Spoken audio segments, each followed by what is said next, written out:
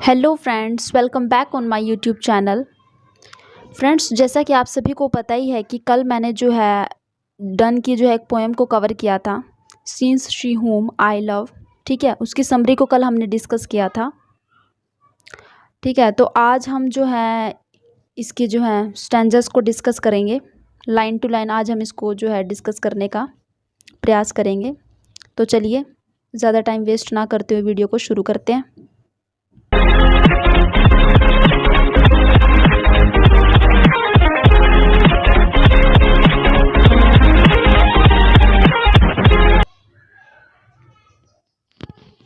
तो friends, sonnet को शुरू करने से पहले पोइट के बारे में हम जान लेते हैं।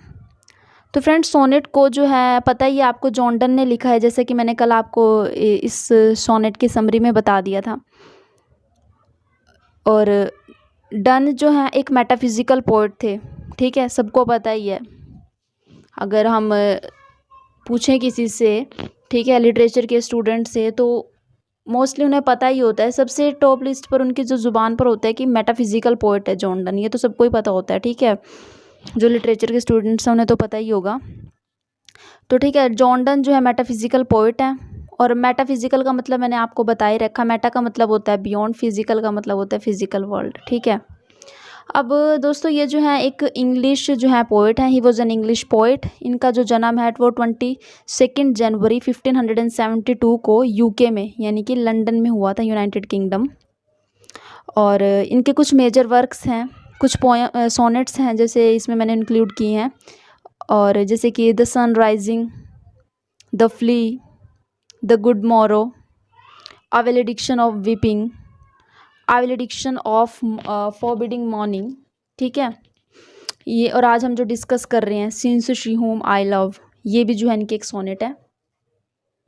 ठीक है, तो आज हम इसको डिस्कस कर रहे हैं। और इनकी जो डेथ है वो 31 मार्च 1631 को हो गई थी। ठीक है, 1631 में इनकी डेथ हो गई थी। तो चलिए फ्रेंड्स, अब हम सोनेट को जो है लाइन टू लाइन समझने की कोशिश करते हैं। तो बेसिकली ये सोनेट क्या है, मैंने कल भी आपको बताया था इसकी सोनेट की समरी में। तो बेसिकली ये सोनेट क्या है कि फ्रेंड्स, ये सोनेट जो है डन ने अपनी फर्स्ट वाइफ एनी मोरे को जो है एड्रेस कर रखी हैं। ठीक है, उनकी फर्स्ट वाइफ थी एनी मोरे, उनको एड्रेस की है। ठीक है, उनकी वाइफ की डेथ हो जाती है। ठीक है, 1617 में इनकी वाइफ मतलब इनकी डेथ हो जाती है इनकी वाइफ की 1617 में। तो किस तरीके से जो है फिर पोएट कैसा फील करते हैं वो इसमें बता रखा है। ठीक है, और इनका मतलब उनका प्यार जो अपनी वाइफ के प्रति ऐसे था जैसे कि किसी भगवान के प्रति उनका प्यार हो। ठीक है, जैसे कि सच्चा भक्त होता है, भगवान के प्रति बहुत विश्वास रखता है, बहुत अच्छा भगवान को बहुत मानता है, गॉड को भगवान मानता है, मतलब गॉड को एक भक्त होता है। जैसे कि पोएट भी भगवान को मानते थे, उनसे भी प्रेम करते थे। बिल्कुल ऐसा ही प्रेम वो अपनी बीलविड अपनी वाइफ से भी किया करते थे। ठीक है, तो चलिए इस लाइन अब हम इसको जो है क्या करते हैं, लाइन टू लाइन समझने की कोशिश करते हैं। ठीक है, तो ध्यान से ज़रा टेक्स्ट पर नज़र डालिए, मैं बोल रही हूँ अब, देखे ध्यान से। Since she whom I love has paid her last debt. यहाँ पर HATH लिखा हुआ है, इसका मतलब हैज़ होता है दोस्तों। ये ओल्ड इंग्लिश के अकॉर्डिंग है, कई लोग इसे हैथ पढ़ते हैं। इट्स अ रॉन्ग प्रोनाउंसिएशन, और प्रोनाउंसिएशन की बात भी नहीं है, वैसे भी है इसमें ओल्ड इंग्लिश के अकॉर्डिंग मैं बताऊं तो इसे हैज़ बोलोगे। ठीक है, कई वर्ड्स हैं इसमें, आपको पता चलते जाएगा जैसे जैसे पढ़ोगे। ठीक है, तो फर्स्ट लाइन में क्या कहते हैं, since she whom I love to had paid her last debt. Debt का मतलब होता है कर्ज चुकाना, ऋण चुकाना। ठीक है, अब कैसे ऋण चुकाया ये देखिए ज़रा। तो यानी जैसे जिसे मैं पहले प्यार करता था। ठीक है, since she whom I love, जिसे मैं प्यार करता था, मेरी वाइफ। ठीक है, जिसे मैं प्यार करता था, जो मेरा पहला प्यार थी, मेरी वाइफ जिसे मैं प्यार करता था, वह मर चुकी है। ठीक है, वह मर चुकी है, यानी अपना जो है आखिरी कर्ज जो है उसने चुका दिया है। किसको चुका दिया है, नेचर को चुका दिया है। अब जैसे मैंने कल आपको समरी में भी बताया था कि हम मोर्टल है, हमारी डेथ हो जाती है, तो हमें कुछ ना कुछ इस नेचर को चुकाना पड़ता है। तो वो हम कैसे चुकाते हैं, अपनी डेथ के ज़रिए चुकाते हैं। तो उनकी जो वाइफ है वो भी अपना जो है डेथ के रूप में जो उसने अपना कर्ज चुका दिया है।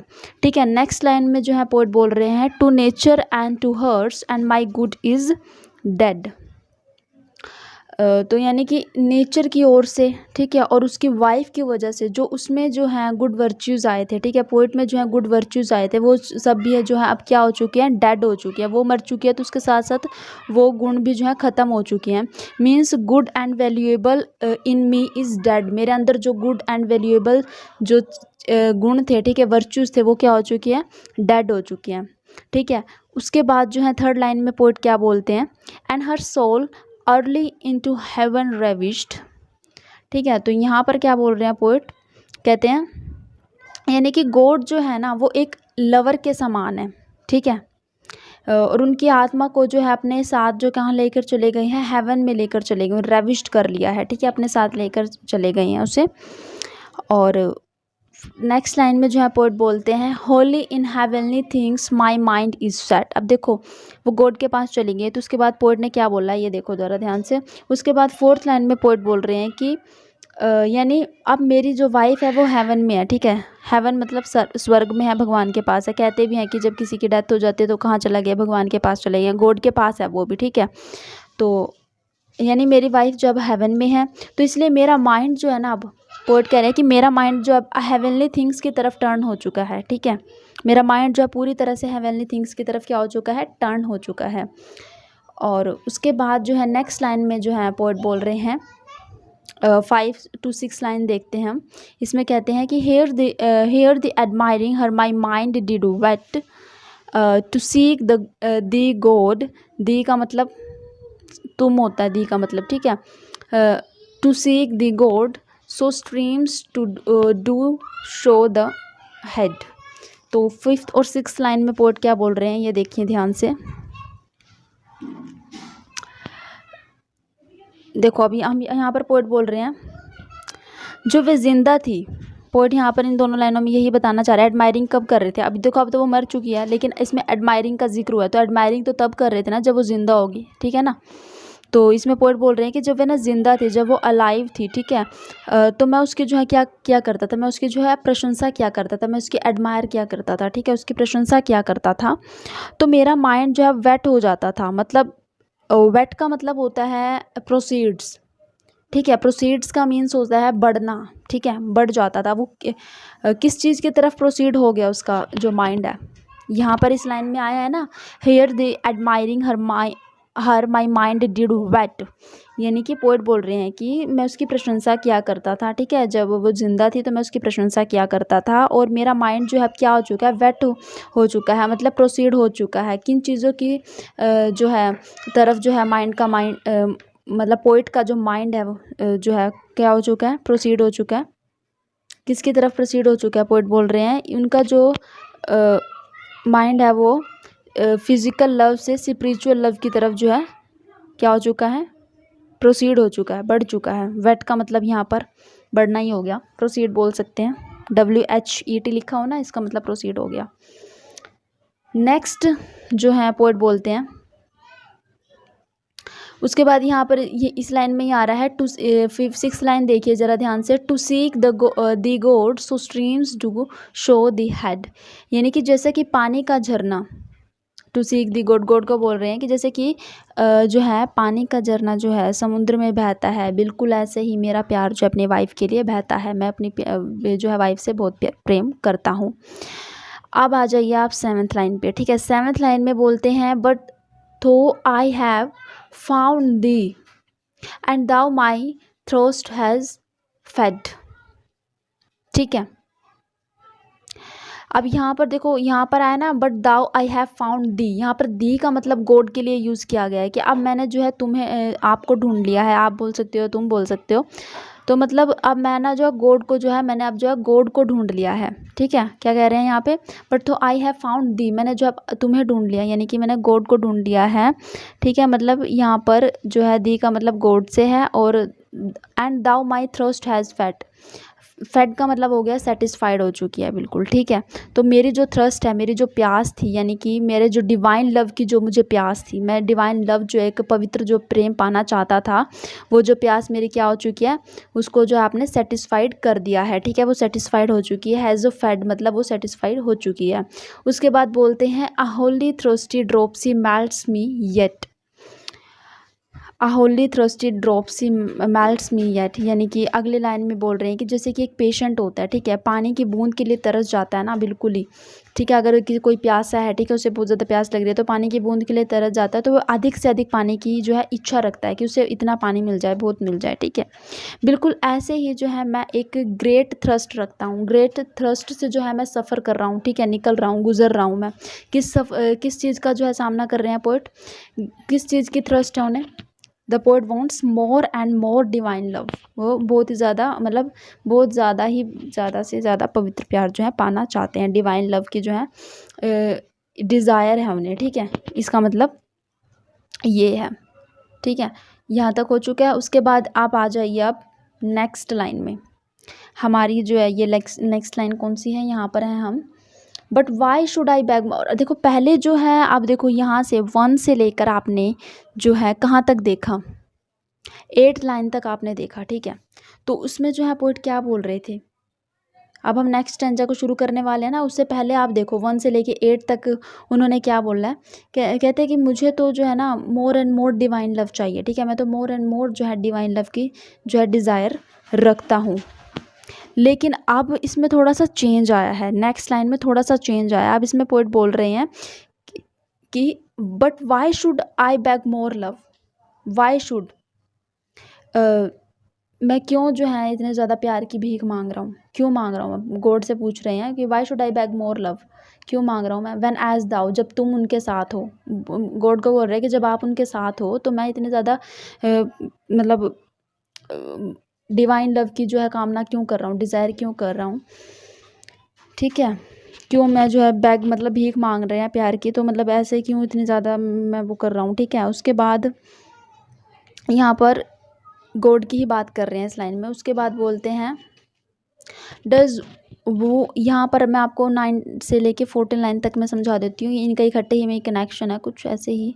9 से आप देखिए, हाँ 9 से 14 तक आप देख लीजिए। इसमें कहते हैं does woo my soul for hers offering all thine, and does not only fear lest I allow my love to saints and angels things divine, but in thy tender jealousy does doubt lest the world flesh, ye devil put thee out. Does woo my soul for hers offering all thine, यानी कि जब God ने जो है मेरी आत्मा से प्रेम करते हैं, ठीक है, तो और उनके हिस्से का भी प्यार जो है मुझे दे दिया है। उसके बाद बोलते हैं and does not only fear lest I allow my love to saints and angel things divine, but in thy tender jealousy does doubt lest the world flash, ye devil put thee out। तो यहाँ पर जो है poet ने जो है God को जो है एक जेलिस लेवर के रूप में जो है दिखाया है कि गॉड जो है जेलिसी फील कर रहे हैं, ठीक है, उन लोगों का साथ नहीं देते हैं, ठीक है, किन लोगों का साथ नहीं देते हैं, ये देखिए यहाँ पर, and does not only fear lest I allow my love to saints and angels things divine. तो मतलब इन लाइनों में जो है पोइट गॉड को जो है जेलस लवर बोल रहे हैं, जो सेंट्स, एंजल्स एंड अदर जो हेवनली थिंग्स उनके साथ बिल्कुल भी खड़े नहीं होते हैं, मीन्स उनका साथ नहीं देते हैं। तो डन बेसिकली यहाँ पर क्या बताना चाहते हैं कि गॉड जो है सच्चे प्यार करने वालों के साथ नहीं खड़े होते हैं, क्योंकि जेलेसी, अब यहाँ पे जेलेसी आया ना, क्योंकि जेलेसी की बात करें तो जेलेसी कहाँ से अराइव होती है, लव से अराइव होती है जेलेसी, ठीक है, कहाँ से आती है, लव से आती है।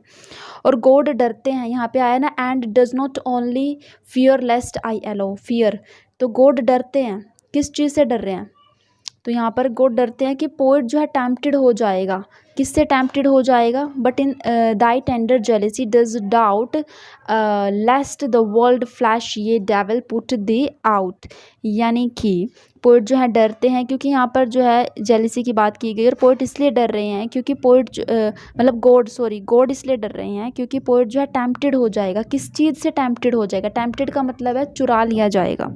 अब किस चीज़ से चुरा लिया जाएगा, जो वर्ल्डली प्लेजर्स हैं वो उसे चुरा कर ले जाएंगे। गॉड ये बोल रहे हैं कि तुम्हें जो है फिर अगर मैं ऐसे तुम्हारा साथ देने लग जाऊंगा, ठीक है, तो तुम तो वर्ल्डली प्लेजर्स में ही बिजी हो जाओगे, कहने का मतलब ये, तुम मुझे तो भूल ही जाओगे ना फिर, ठीक है, मतलब वर्ल्डली प्लेजर्स में इतना मगन हो जाओगे, मुझे तो भूल ही जाओगे, ठीक है। और डेविल मतलब यहाँ पर बुराई से लिया गया है कि डेविल तो फिर तुम्हारे में क्या होगा कि डेविल यानी कि बुराई जो है तुम्हारे अंदर प्रवेश कर जाएगी, जिसकी वजह से क्या होगा, पुट दी आउट, तुम मुझे, दी का मतलब तुम यहाँ पर गॉड की बात कर रहे हैं कि तुम तो फिर मुझे बाहर निकाल दोगे, डिस्प्लेस कर दोगे, displace God from the poet's soul and heart, मतलब फिर तो तुम मुझे अपनी आत्मा से, अपने दिल से जो है तुम मुझे बिल्कुल ही भूल जाओगे ना, बिल्कुल ही निकाल दोगे, ठीक है। His removal from his heart, मतलब तुम्हारा जो है फिर रिमूवल हो जाएगा मेरे, मतलब मेरे को अपने दिल में से निकाल दोगे, तो टिम्पोर्ट ऐसे ही बात हो रही है यहाँ पर। तो इसलिए जो है बोल रहे हैं, तो डन कहते हैं कि तुम तो साथ ही नहीं दे रहे हो, तुम सेंट्स एंजल्स के साथ कहाँ खड़े होते हो, तुम कहाँ देते हो इनका साथ, तुम तो ऐसे ही बोल रहे हैं क्योंकि उनकी वाइफ को जो है गॉड ने छीन लिया, ठीक है, गॉड के पास चली गई है, तो इसलिए बोल रहे हैं पोएट। और पोएट वैसे भी इसलिए भी बोल रहे हैं क्योंकि वो दुखी भी है ना, लोनली फील कर रहे हैं, मीनिंगलेस लग रही है उनको लाइफ अपनी, बिल्कुल ब्लैंक लग रहा है सब कुछ, मैंने जैसे कि कल आपको समरी में भी बताया था, ठीक है, तो ऐसा ही फील कुछ हो रहा है पोएट को। तो बेसिकली ये पोएम क्या है कि जो है जॉन डन की जो फर्स्ट वाइफ थी एनी मोरे, ठीक है, उसको एड्रेस कर रखी है, जिनकी डेथ हो जाती है 1617 में, ठीक है, तो वो गॉड के पास चली जाती हैं। तो फिर कैसे कैसे जो है फर्स्ट स्टैंजा में तो है, मतलब फर्स्ट से 8 लाइन्स तक आपने देखा कि कैसे जो है पोइट जो है मोर एंड मोर लव की जो है डिज़ायर रखते हैं, ठीक है, कि उन्हें जो है डिवाइन लव अधिक से अधिक मिले। लेकिन उसके बाद हल्का सा चेंज आएगा इस नेक्स्ट जो 9 से 14 लाइन्स तक की, उसमें जो है पोइट कहते हैं कि Y should I beg more love, मैं क्यों जो है इतने ज़्यादा लव की जो है इच्छा रख रहा हूँ, क्यों इतने ज़्यादा लव की जो है डिज़ायर कर रहा हूँ, जब गॉड जो है उनके साथ हैं। तो कहीं ना कहीं पोइट जो है खुश भी हैं और दुखी भी हैं। दुखी भी इसलिए हैं क्योंकि उनकी जो वाइफ उन्हें छोड़कर चली गई है, ठीक है, तो अब गॉड के साथ हैं, तो फिर वो उनके साथ होगी, हमेशा खुशी होगी, ऐसे सोच रहे हैं पोइट, ठीक है। The poets loves for God has increased, फिर उनका जो प्यार है वो गॉड के लिए और भी ज़्यादा बढ़ गया है, ठीक है, इसलिए बढ़ गया है क्योंकि अब उनकी वाइफ जो है गॉड के साथ रहती है, उनके साथ होगी, तो उन्हें किसी भी प्रकार की कोई चिंता नहीं होगी, ठीक है। हेवनली थिंग्स की तरफ उनका माइंड जो है बिल्कुल टर्न हो चुका है। तो इसीलिए बस यही है बेसिकली ये पोएम, सॉरी सोनेट, जिसको आज हमने डिस्कस किया है, ठीक है। और अगर आपको वीडियो अच्छी लगी ना तो प्लीज़ वीडियो को लाइक कर दीजिएगा, ठीक है, और चैनल को सब्सक्राइब करना बिल्कुल भी ना भूलिए, ठीक है। अपने फ्रेंड्स के साथ इस वीडियो को शेयर कीजिए जिससे इसकी ज़रूरत हो, ठीक है। तो आज की बस पोएम इतना ही, बाकी नेक्स्ट वीडियो में डिस्कस करेंगे। Thanks for watching this video.